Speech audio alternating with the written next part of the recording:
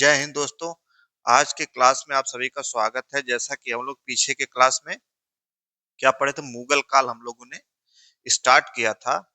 और उसी मुगल काल में हम लोगों ने पहला टॉपिक पढ़ा था। मैंने बताया था कि मुगल काल को हम लोग एक अलग तरीके से पढ़ेंगे, वो चीज मैं आपको डिस्कस कर चुका हूँ। फिर उसी में मैंने एक पहला टॉपिक पूछा था, टाइम पीरियड, काल, यानी कि सभी शासकों का टाइम पीरियड क्या है, कैसे हमको उसको दिमाग में बैठाना है। ये नहीं है कि रटना है। ये चीज मैं सारी चीजें पीछे के क्लास में डिस्कस कर चुका हूँ। एकदम आपको अगर उस वीडियो को जाकर आप देखेंगे तो एकदम कंसेप्चुलाइज कर लीजिए। केवल चिंतन मनन एक बार देख लीजिए, चिंतन मनन करिए। इसके बाद तब आप उसको उस पर आधारित क्वेश्चन को आप सॉल्व कर सकते हैं। ठीक है, तो आज उसी क्रम में हम लोग आगे बढ़ते हैं। दूसरा जो कि है क्या, कि मुगल जो बादशाह थे उनके कब्रों से संबंधित चर्चा आज हम लोग करेंगे। ये हम लोग क्यों कर रहे हैं? क्योंकि कब्रों से संबंधित चर्चा बड़ी महत्वपूर्ण है। जैसे किसी भी बादशाह की मृत्यु कहाँ हुई, उनके शव को दफनाया कहाँ गया, उनकी कब्र कहाँ है, और मृत्यु का कारण क्या था, ये तीन चीजें हम लोग पढ़ेंगे। इसमें से वो बादशाह ज्यादा इंपॉर्टेंट हो जाएगा जो जिसका जिसकी मृत्यु कहीं और हुई और उसको ले जाके कहीं और दफनाया गया। दोनों चीजें अलग अलग है, वो बादशाह इंपॉर्टेंट हो जाएगा। और जिसकी मृत्यु हुई जहां, जैसे मान लीजिए कोई बादशाह है, उसकी ए जगह मृत्यु हुई और उसको ले जाया गया बी जगह दफना दिया गया, तो वो इंपॉर्टेंट हो जाएगा। लेकिन यदि किसी बादशाह की इस ए जगह मृत्यु होती है और वहीं ए जगह पे ही दफना दिया जाता है, तो वो बहुत ज्यादा महत्वपूर्ण नहीं है। लेकिन मैं सारी चीजें बताऊंगा आपको। ठीक है, ये टॉपिक थोड़ा सा फैक्चुअल है, लेकिन उसमें मैं आपको बताऊंगा किस तरीके से उस चीज को दिमाग में बैठाना है। ठीक है, तो आइए हम लोग स्टार्ट करते हैं। जैसे मैंने आपको बताया भी था कि मुगल काल के जो बादशाह हैं उनको कैसे आपको दिमाग में रखना है। भज सब मैंने बताया था, भज सब या भजसा। सब सा इसलिए मैं कह रहा हूँ क्योंकि लास्ट में बी आएगा, बी से बहादुर शाह, वो उत्तर मुगल काल में आता है। ठीक है, तो वही मैंने लिखा है, मुगल काल कब्रों संबंधित चर्चा, जो कि बड़ी महत्वपूर्ण है। बाबर, हुमायूं, अकबर, BHA। अब शेरशाह सूरी को मैं क्यों नहीं पढ़ा? बीच में 15 साल के लिए मैंने बताया था ना, सूर्यवंश आ जाएगा।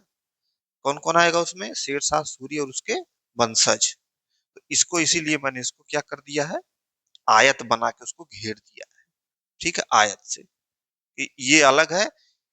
और BHA, फिर आगे शाहजहां, औरंगजेब, आगे जो भी तीन बादशाह और बचेंगे उनको भी बताएंगे। जैसे बाबर, हुमायूं, अकबर, फिर जहांगीर, शाहजहां, औरंगजेब। जहांगीर, शाहजहां, औरंगजेब।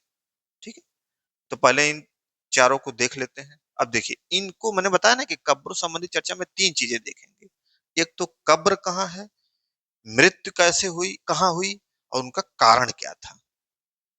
ये चीजें जो मैं बनाया हूं ना, ये बड़ी महत्वपूर्ण है। और बहुत ज्यादा मैंने डिजिटल वर्ड का इस्तेमाल नहीं किया है। मैंने एक नॉर्मल सादा सा बोर्ड पे लिखा है। इसका मतलब नहीं है कि ये जो है आपको बहुत आसान चीजें हैं, ये थोड़ी सी हैं फैक्चुअल, लेकिन मैं आपको याद आज करा के ही रहूंगा। ठीक है, तो आइए स्टार्ट करते हैं। बाबर, हुमायूं, शेरशाह सूरी, अकबर। बाबर में कब्र, मृत्यु, कारण। तो बाबर का कब्र कहाँ है? काबुल में है। मृत्यु इनकी कहाँ हुई? आगरा में। असल बात ये हुआ ना कि बाबर की मृत्यु तो आगरा में हुई, ठीक है, और वहीं पे उसको दफनाया भी गया। लेकिन बाद में शेरशाह सूरी के काल में उसकी जो हड्डियां बची थी, उस हड्डियों को ले जाकर कहाँ दफना दिया गया? काबुल में। तो पहले इसकी मृत्यु कहाँ हुई? आगरा में हुई, और वहीं पे दफनाया गया इसको। लेकिन यहाँ से बाद में उठा के फिर इसको काबुल में, तो इसलिए इसकी कब्र कहाँ मानी जाती है? काबुल में। किसकी? बाबर की। मृत्यु कहाँ हुई? आगरा में। ठीक है, अब देखिए ये इंपॉर्टेंट हो गया बाबर, क्यों? क्योंकि मृत्यु कहीं और हुई, दफनाया कहीं और गया। ये बड़ा इंपॉर्टेंट है। अच्छा, इसकी मृत्यु कैसे हुई बाबर की? इसके इसके मृत्यु को लेकर जो इतिहासकार हैं उनमें डिस्प्यूट है, मतभेद है। तो इन मतभेदों में तीन लोग बताते हैं इतिहासकार कि तीन तरह से की मृत्यु हुई, जिसमें उचित सबसे उचित है ये बीमार, कि बीमार हुआ और उसकी मृत्यु हो गई। लेकिन तीन, जैसे अगर एग्जाम में आएगा तो आप आंसर कौन सा मारेंगे? ये बीमार वाला मारेंगे, ठीक है। बाकी दो भी मैं बता दे रहा हूं, और इस चीज को लेकर इतिहासकारों में डिस्प्यूट है, मतभेद है। लेकिन यदि एग्जाम में आ गया तो अब बीमार, ठीक है। तो देखिए, एक तो हुआ कि बीमारी से मर गया, ठीक है, बीमार हुआ मर गया। दूसरा है कि व्यस्त कार्यक्रम और गर्म जलवायु के नाते, या व्यस्त कार्यक्रम का मतलब यह है कि बाबर 1526 में आया, 26, 27, 28, 29 पूरी लाइफ क्या करता रहा? युद्ध ही लड़ता रहा, तो व्यस्त था, और 30 में चला गया, ठीक है। तो ये भी कहा जाता है कि उसका कार्यक्रम व्यस्त था, गर्म जलवायु भी उसका सहन नहीं कर पाया, उस कारण से भी वो चला गया, ठीक है। एक बड़ा इंटरेस्टिंग कारण ये है कि बोला जाता है कि इब्राहिम लोदी की मां ने जहर दे दिया था। अच्छा, ये कुछ इतिहासकार बताते हैं। अच्छा, इस बात का पता कैसे चलता है कि इब्राहिम लोदी की मां ने जहर दे दिया? इस बात का पता चलता है हुमायूं नामा से। हुमायूं नामा किसने लिखा? बाबर की बेटी, क्या नाम था उसका? गुलबदन बेगम, या हुमायूं का भाई कह लीजिए, हुमायूं का बहन कह लीजिए, ठीक है। अच्छा, अब आप देखेंगे यहाँ पे लिखा है कि इब्राहिम लोदी की मां ने जहर दे दिया। यह हुमायूं नामा हुमायूं की बहन गुलन बेगम द्वारा से पता चलता है, यह हुमायूं नामा से पता चलता है। और हुमायूं नामा किसने लिखा? हुमायूं की बहन गुलबदन बेगम ने लिखा। अब आप देखेंगे कि इब्राहिम लोदी की मां ने जहर दे दिया। बाबर ने तो इब्राहिम लोदी को पराजित कर दिया था। तो क्या हुआ कि जब बाबर ने इब्राहिम लोदी को पानीपत के प्रथम युद्ध में पराजित किया, तो जो इनकी महिलाएं थी, जो वहां की स्त्रियों थी, उन लोगों को क्या किया कि ऐसा नहीं है कि उन लोगों को तिरस्कृत किया या उन लोगों को बहुत प्रताड़ित किया, ऐसा नहीं किया। वो सबको बड़ा सम्मान पूर्वक लाया और अपने पास सबको रखा। तो उसी में इब्राहिम लोदी की जो माँ थी, एक बार क्या हुआ कि खाने में जहर मिला दी, और जहर से ही उसकी किसकी मृत्यु हो गई? बाबर की। लेकिन बाबर बच गया था, जहर मिलाने के बाद भी उसकी दवा हुई तो बच गया था, ऐसा इतिहासकार कहते हैं, ठीक है। तो इतना चीज आप जानिए, बहुत ज्यादा इसमें जानने की जरूरत नहीं है, बस ये जानिए कि बीमार आंसर मारना है, ठीक है। बाकी ये है, हुमायूं नामा किसकी पुस्तक है? हुमायूं की बहन गुलबदन बेगम, या बाबर की पुत्री गुलबदन बेगम की, ठीक है। हुमायूं के कुल 4 पुत्र थे, ये सबसे बड़ा पुत्र था। नहीं, सॉरी, ये बाबर के कुल 4 पुत्र थे, सबसे बड़ा पुत्र कौन था? हुमायूं था, ठीक है। तो यही उत्तराधिकार का मालिक था, उत्तराधिकारी यही था उनका। अच्छा, अब आया हुमायूं। हुमायूं बहुत इंपॉर्टेंट नहीं है, क्योंकि ये इसकी मृत्यु भी दिल्ली में हुई, और इसकी वहां दिल्ली में ही इसका मकबरा भी है, जिसको हुमायूं का मकबरा या हुमायूं टॉम्ब ऑफ हुमायूं कहते हैं, इंग्लिश में टॉम्ब कहते हैं। दीन पनाह नगर दिल्ली, मैंने आपको बताया था कि हुमायूं की मृत्यु कैसे हुई थी। दीन पनाह में एक लाइब्रेरी थी, उसी लाइब्रेरी में, क्योंकि हुमायूं जो है किताबों का पढ़ने का बड़ा शौकीन था, तो वही किताबें पढ़ के आ रहा था, सीढ़ी से गिरा दीन पनाह नगर की लाइब्रेरी में, और वहीं पे उसकी मृत्यु हो गई। तो दिल्ली में ही मृत्यु, या दिल्ली में उसकी कब्र बन गई, जो कि आज किस नाम से प्रसिद्ध है? हुमायूं का मकबरा, हुमायूं टॉम्ब के नाम से प्रसिद्ध है। तो ये मैंने बनाया है, मृत्यु, कारण, कब्र। अब आ जाइए शेरशाह सूरी। शेरशाह सूरी का मकबरा तो बिहार में, सासाराम, जिसको हम लोग क्या कहते हैं? सासाराम का मकबरा। तो एक बार क्या हुआ कि कलिंजर के किले को विजित करने के लिए शेरशाह सूरी गया था, ठीक है। क्योंकि कलिंजर का किले की जो बाउंड्री थी बड़ी मजबूत थी, बहुत चंदेल शासकों ने के द्वारा बनवाई गई थी, बड़ी मजबूत थी। और शेरशाह सूरी देखा कि ऐसे नहीं कब्जा हो पा रहा, तो क्या किया कि तोप का गोला छोड़ा, दीवार को तोड़ने का, एक दीवार ही तोड़ डालते हैं। क्या हुआ, फिर उसी तोप के गोले से बारूद निकला और इस बारूद से यह घायल हुआ और वहीं इसकी मृत्यु हो गई। ठीक है, तो मृत्यु तो इसको हुई कलिंजर में, कलिंजर के किले के पास। लेकिन कलिंजर है कहाँ? ये यूपी में ही है, वर्तमान यूपी में ही है, बांदा में। ठीक है, वर्तमान यूपी के बांदा जिले में। तो इसकी मृत्यु तो यूपी में हुई, लेकिन इसका मकबरा कहाँ बना? बिहार में। कहाँ है? सासाराम, बड़ा प्रसिद्ध है सासाराम का मकबरा। कलिंजर में मृत्यु हुई और यहाँ पे तो ये इंपॉर्टेंट हो गया, क्योंकि मृत्यु कहीं और हुई और दफनाया कहीं और गया। ठीक है, तो सासाराम का मकबरा बड़ा प्रसिद्ध है। ये जो है हिंदू और मुस्लिम का जो, हिंदू धर्म मुस्लिम धर्म जो समन्वय एक तरह से माना जाता है, कोऑर्डिनेशन माना जाता है, ये सासाराम का मकबरा।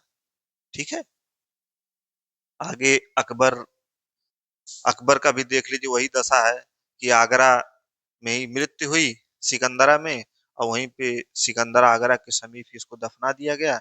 और इसको बताते हैं लोग कि पेचिस आदि बीमारी के कारण इसकी मृत्यु बहुत इंपॉर्टेंट नहीं है। ठीक है, इसको जानिए कि अकबर का बस यही है कि आगरा के समीप सिकंदरा में इसकी क्या बना है, इसका कब्र बना है, सिकंदरा में इसकी मृत्यु हुई। लोग बताते हैं कि पेचिस आदि कारण के कारण इसकी मृत्यु हो गई। ठीक है, अब आइए आगे के शासक जहांगीर को देखते हैं। तो जहांगीर, शाहजहां, औरंगजेब। तो कब्र, कब्र में अब जहांगीर की मृत्यु बताते हैं लोग कि दमे के कारण हुई। तो ये बहुत ज्यादा महत्वपूर्ण नहीं है। मृत्यु उसको कश्मीर के राजौरी में हुई और इसको दफनाया कहाँ गया? पाकिस्तान, शाहदरा, लाहौर, पाकिस्तान। तो ये बड़ा महत्वपूर्ण हो गया, क्योंकि इसकी मृत्यु कहीं और हुई, कब्र कहीं और बनी। जहांगीर क्या है?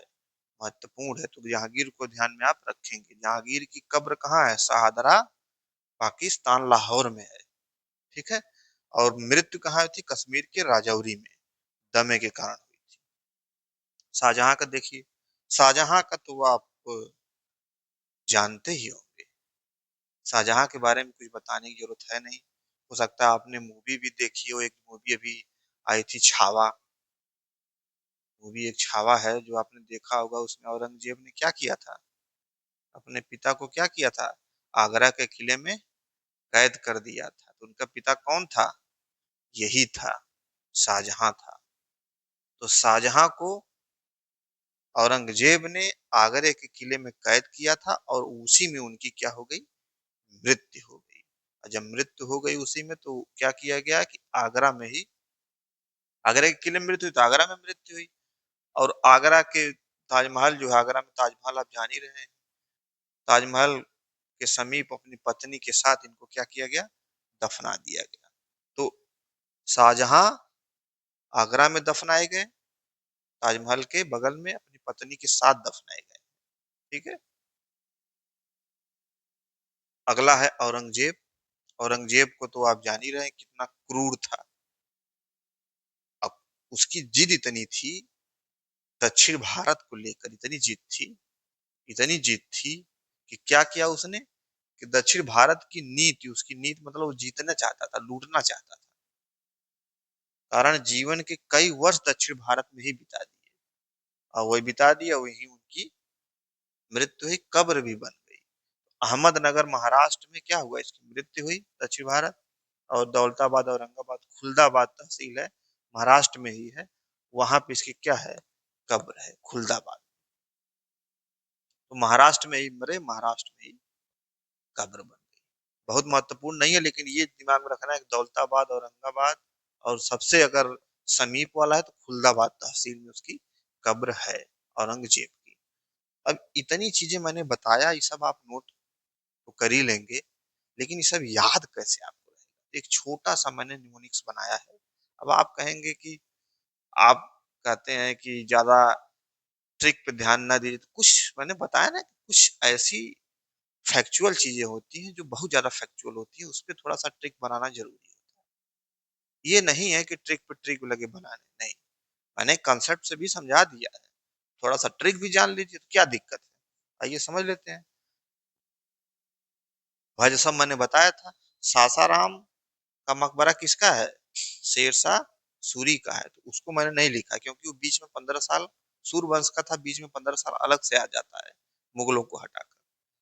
ये मुगल वाला है। तो भदसा, बाबर का काबुल, हुमायूं का दिन पनाह नगर दिल्ली, ए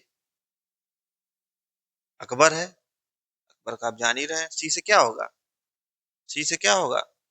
दिमाग में सोचिए। ये जहांगीर, लाहौर देख ही रहे हैं, शाहजहां, आगरा, औरंगजेब, दौलताबाद। ठीक है। तो इसको मैंने कादी सिलादो, शॉर्टकट में मैंने इसको लिख दिया है, सबका नाम कादी सिलादो, कादी सिलादो, कादी सिलादो। ठीक है। तो ये शॉर्टकट है, इसी तरह से आप इसको दिमाग में रखेंगे। अब कब्रों से संबंधित चर्चा, मृत्यु से संबंधित चर्चा बस इतनी ही है, इससे ज्यादा नहीं है। इतने लोग भी हैं। ठीक है।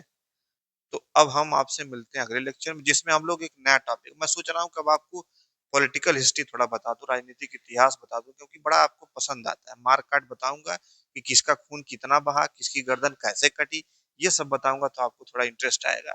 ऐसे बोरिंग बोरिंग लग रहा है ना?